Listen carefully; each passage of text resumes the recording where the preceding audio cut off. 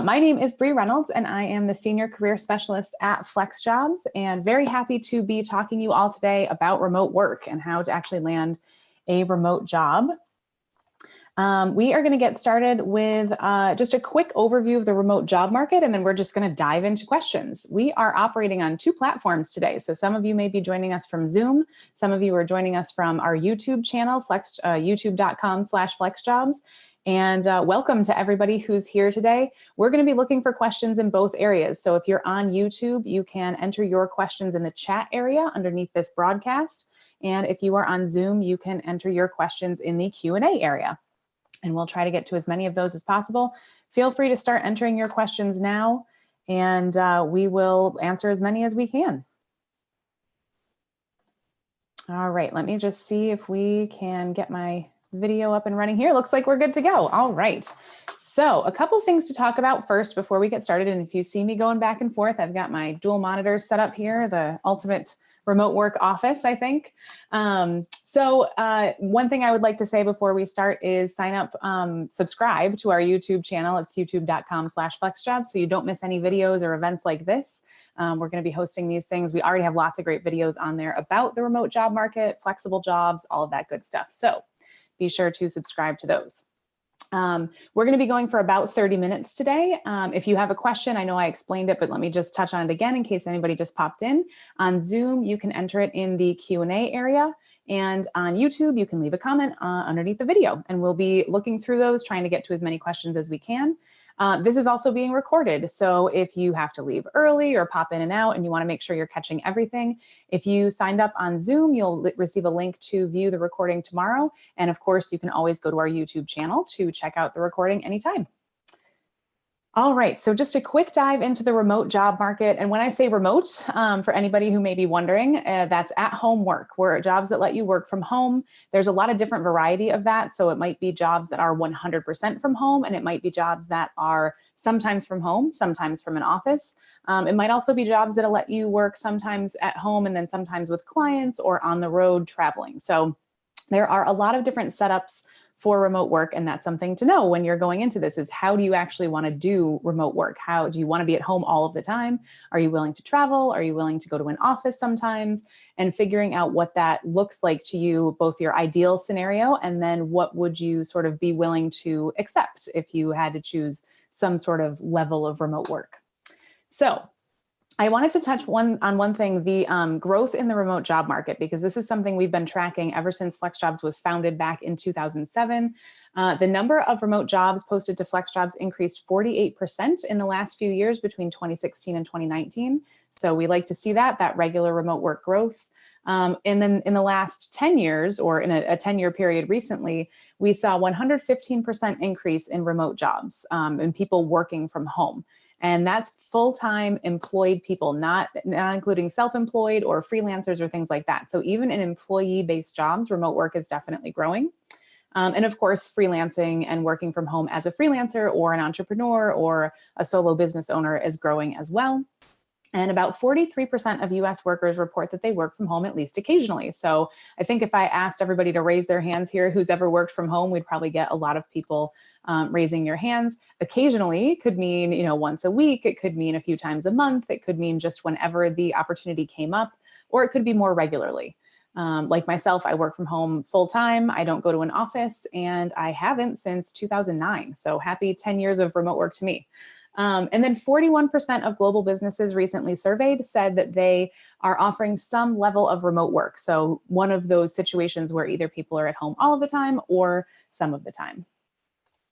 Okay, this is one other thing I wanted to take a look at, the top fields for remote work, because we're often asked, what should I do for a remote job? What types of jobs are out there? Can my job be done remotely? And I might be getting some of those questions right now. We'll take a look at those for sure. And what we see is that the remote jobs occur in these fields most often. So these are the top 7 fields for remote work: computer and IT, medical and health, sales, education, customer service, accounting and finance, and HR and recruiting. But that's out of 55 career fields. So it's not the end of the list. There are definitely remote jobs in lots of different fields. In addition to this, we see a lot of research remote jobs, nonprofit and philanthropy, We see bilingual remote jobs for sure, data entry, all sorts of different things that can be done remotely. And then we also put out a list every year that this list of career fields is based on. It's the top 100 companies with remote jobs in 2019. That's our most recent version. And you can go to that link, flexjobs.com/blog/top 100 remote, to learn about those companies that are offering the most remote jobs. And so that's where we've gotten this list of career fields from. Okay, so I told you my spiel about the remote working world would be short and sweet. Hopefully that gives you a little bit of a sense of what is out there in terms of remote jobs. And now we're going to get to the Q&A. So let me stop my video so you don't have to, or not my video, stop my screen so you don't have to look at that the whole time. Thank you guys for bearing with me.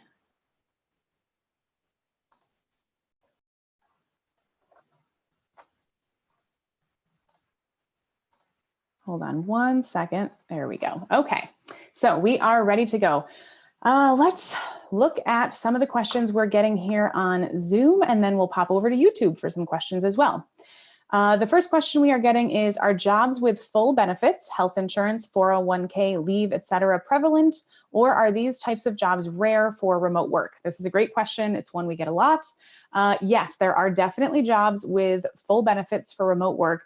We find, based on the listings at FlexJobs, it's about 50-50. So we see employee jobs and freelance jobs, and that's really where the difference comes in. So if you're looking at an employee remote job, you're going to be offered the same benefits, the same type of salary, the same vacation sorts of things as you would if you were working in an office with that job. If you are looking at a freelance job, or where you're an independent contractor or a 1099 employee, lots of those phrases that all mean the same thing, which is essentially you are a business of one, you are working on your own as a contractor for an employer, then benefits become up to you. So that's really important to keep in mind, is that if you're looking at freelance remote jobs, there are a lot of benefits to that. But in terms of the flexibility that you get, the clients you get to choose, the schedule you can set for yourself, but there is also a lot of added responsibility in terms of finding your own benefits, tracking tax information, and all of that stuff. So that's something to think about as you're trying to figure out which jobs would be good for you. Okay, so let's go. I am not a US citizen and based internationally, which we do see a lot of. There is always a question asking if I'm eligible to work in the US. Does that mean only US citizens or eligible ones can be accepted for remote jobs? It really depends on the type of job and the company that is hiring. So with remote jobs, we see a lot of jobs being hired by US companies for people who are eligible to work in the US. And that could be anywhere within the US, or it could be a specific state within the US. But we also see companies that are hiring people internationally. So it's a job by job difference. It really depends on how that employer has set it up. And that comes down to where they are able to hire employees versus where they might need to hire contractors. You know, a business in the US or abroad has to set up to do business and have employees in each state and each country that they are doing that in. And so that's something that sometimes holds companies back from offering a remote job for anybody, is that they're only set up to actually take employees in certain locations. So if you find that that's the case, then that particular remote job, or maybe that company, is off limits for somebody who is not eligible to work in the US. But there are companies that offer quote unquote international remote jobs, or remote jobs that you can do from pretty much anywhere in the world or from different countries, depending on where you're based. And so if you're searching, you can use the location specific search to search by country and also by state if you're in the US. And I would definitely recommend using your location when you're searching for remote jobs, because there is that location component to it. A lot of people think if it's a remote job, I should be able to do it from anywhere. And I don't disagree with the concept, but I do know that because of tax and employment laws, that is not the case. So having your location as part of your search will help you pinpoint only the remote jobs that are actually available to you wherever you're working from.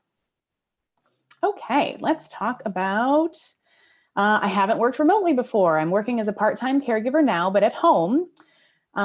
Is special equipment needed? Is it difficult to get remote work? Okay, so for anybody out there who's never worked remotely before, You don't necessarily need experience working remotely. What I would focus on when you're applying are the skills that you have used that would make you a good remote worker. So we see things that are really important, like communication skills, written communication and verbal communication on remote teams. It's really how people interact on a day-to-day basis, is those types of communication. You're not going to get a lot of body language on a remote team unless you're always on video, which is not usually the case.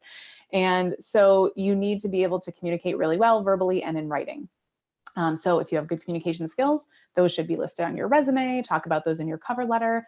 Also, time management, task management, the ability to focus. Those are all skills that you should play up. And being comfortable with technology.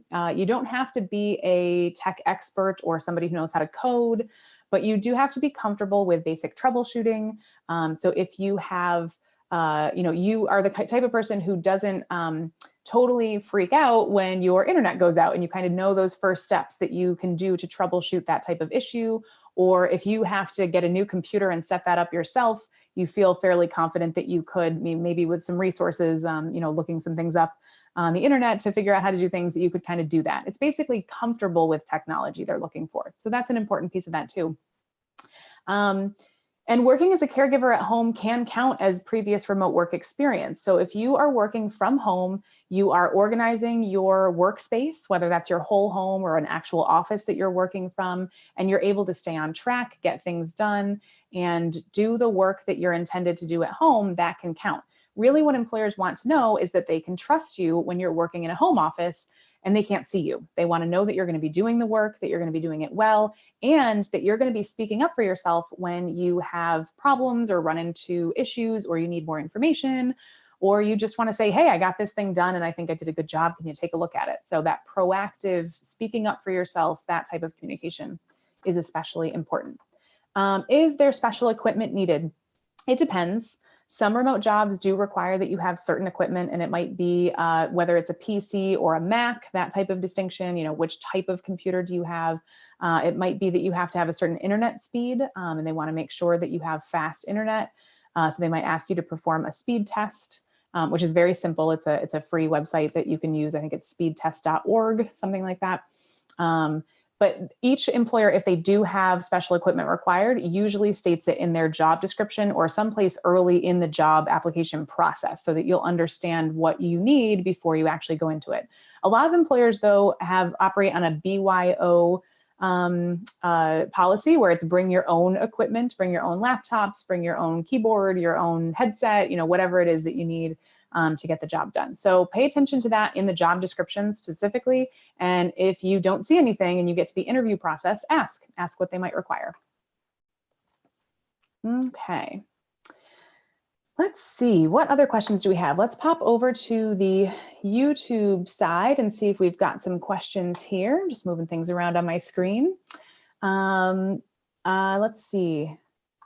How do I better manage my profile so the jobs that come to me are relevant? So I think this is somebody who's using FlexJobs, and actually the name looks really familiar. I won't say the whole name out loud because I know, we're on the internet here where everyone can see it, but if I've talked to you before, hello, your name looks familiar. But yes, how do I better manage my profile so that the jobs that come to me are relevant? I have a profile set up as people can see me, but I'm not getting any calls. How do I do this better? Okay, so if you're a FlexJobs member, and you're trying to pinpoint jobs on FlexJobs, there's a couple different things. On your profile, there's your resume profile, where you'll want to make sure that you have picked out the key up to 5 job categories that you're most interested in.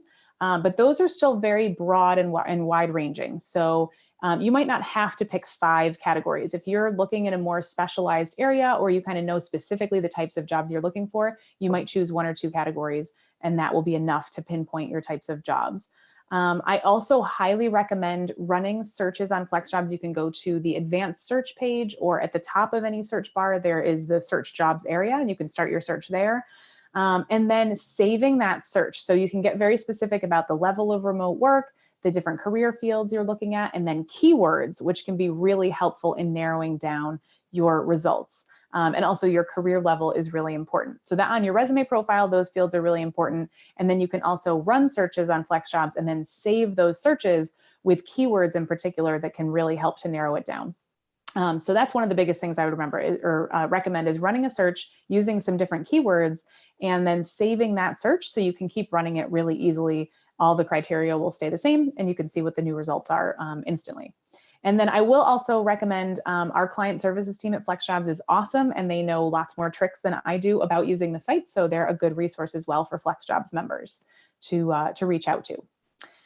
Let's see, are there any associations or online community spaces where companies who are committed to remote culture convene? Oh, I like this. Not groups for remote work, job seekers or searches, but geared more towards guidance and community for companies that already offer remote work.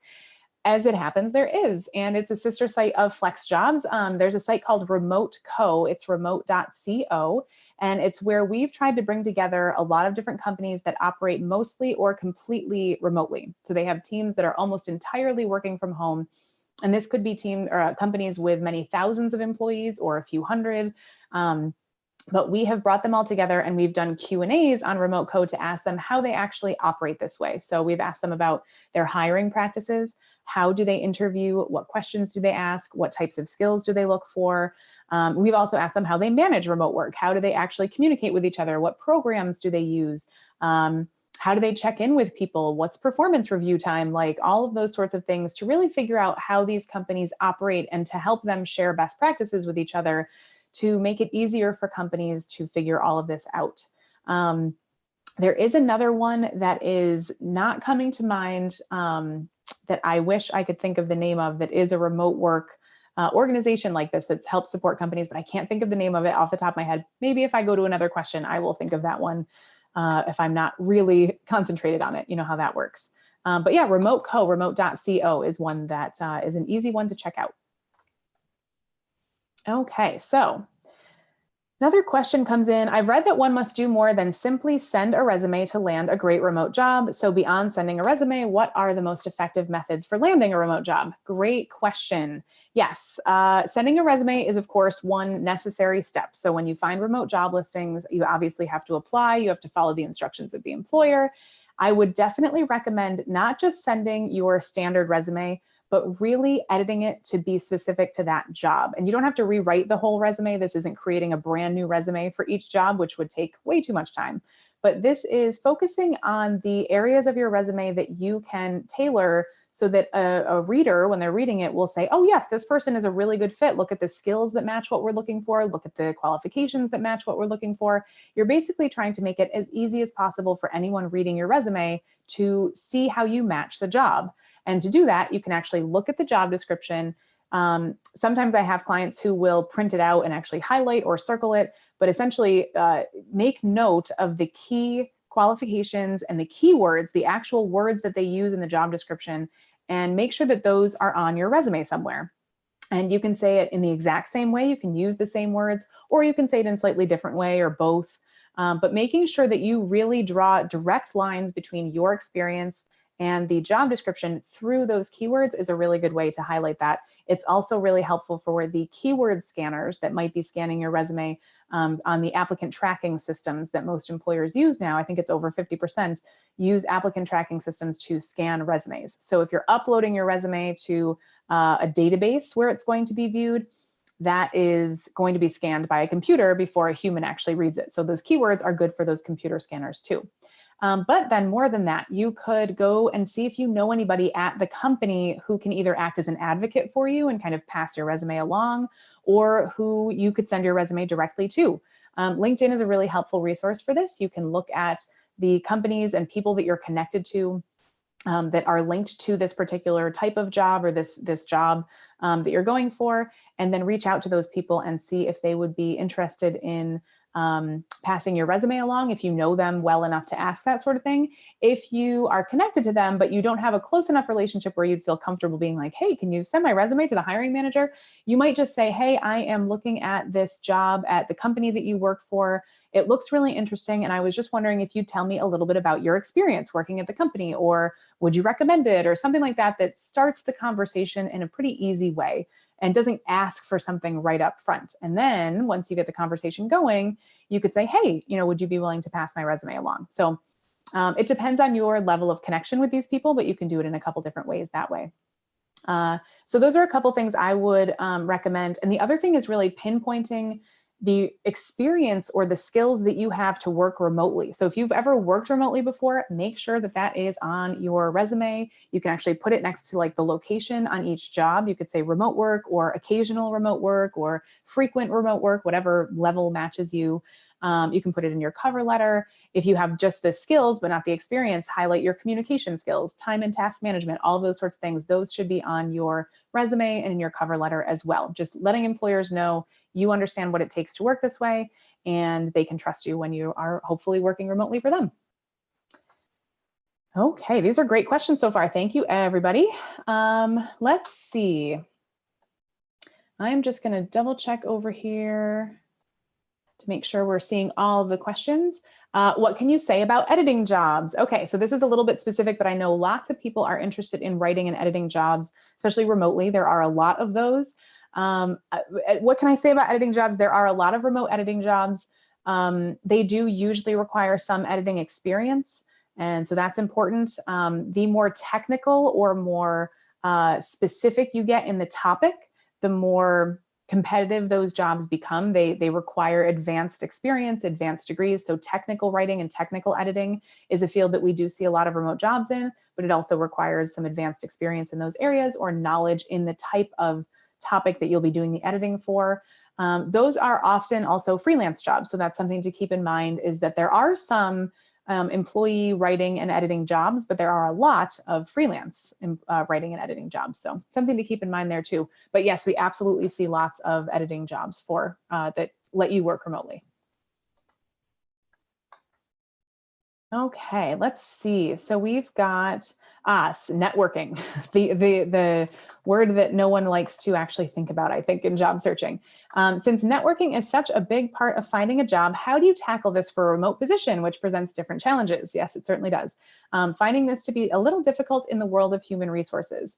So with networking, it's still important. I like to think of it, because networking to me, has always kind of scared me a little bit. I'm an introvert. I'm not huge on big crowds and talking to strangers and that sort of thing. So actually remote networking appeals to me a lot.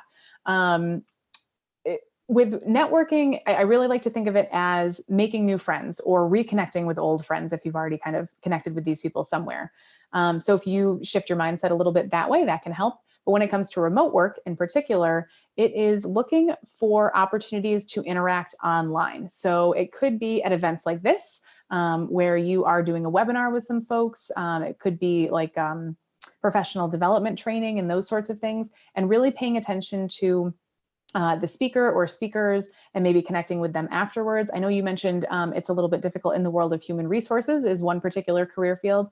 I would also recommend trying out different social media platforms and seeing where the people who work in your field are most active.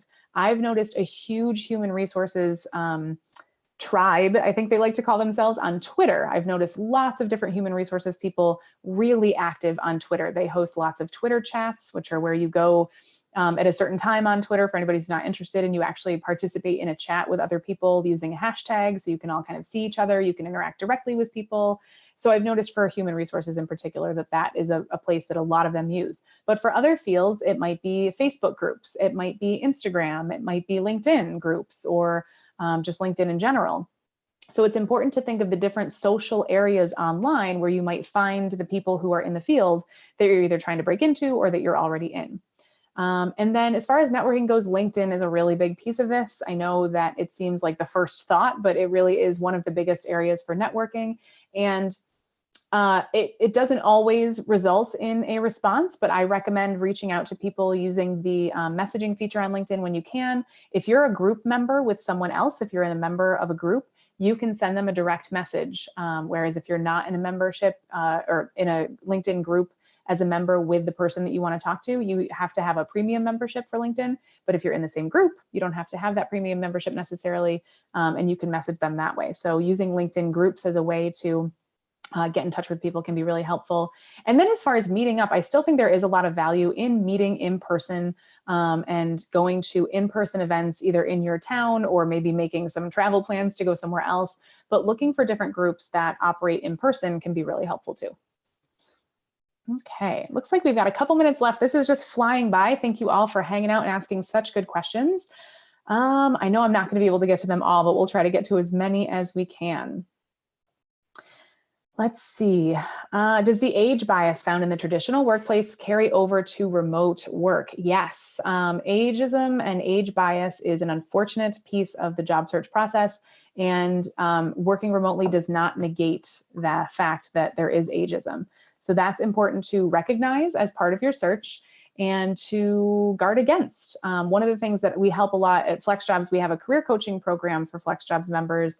And one of the things we work on a lot with our clients is helping to protect against ageism or overcome ageism, or really just, making sure that you're aware of different ways that that can affect your job search. And so there's the clear things that you can do on your resume, not including dates on your education, which I recommend really for anybody who's around the 40-year mark or above, that it just becomes an issue then. That's also the year where age is actually starts to be protected as, for people 40 and up in the employment world.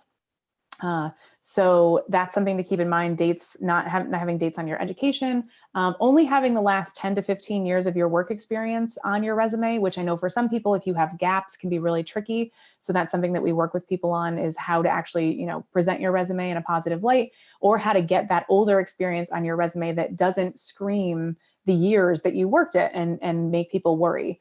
And the biggest thing is really that with ageism, you have to think about what people are worried about. What is the actual fear, even if it's unfounded, that employers have? And it really comes down to people outside of, oh, they're going to be so senior and they're going to ask for too much money, like the kinds of things you can't totally control. They worry that you aren't going to be current with technology and things like that, that you might not have the best practices in your field, or that you might be set in a certain way of doing things. All of those things that are not necessarily true, but are just sort of the assumptions that are being made. So you can guard against those specific things instead of just the ageism piece. What is it about you that might be causing employers to think that, or potentially think that? And so, getting current with your skills, making sure that you let them know that you're technologically savvy, that you are comfortable with learning new things, that you've maybe updated your skills recently, and that you communicate using new platforms, all of that sort of stuff, basically showing that you're current, showing that you are flexible with this flexible job search chat. That sort of thing can help for sure, guard against those potential biases. That's a great question. I'm so glad you asked it. Okay, and it looks like we have come to the very last minute of our session here today. So I am going to say thank you all so much for joining us. If you have any more questions or you want more information, you can of course subscribe to our YouTube channel. We've got lots of videos like this, and we're hoping to do more in the future. You can also go to flexjobs.com and check it out if you're not familiar. If you're a member, you've got access to the client services team to learn more about your account, and also the career coaching team for discounted career coaching and resume reviews. So I hope that everybody will check those things out. And thanks again for being here. I hope you learned something, and best of luck in your remote job search. Thank you, everybody.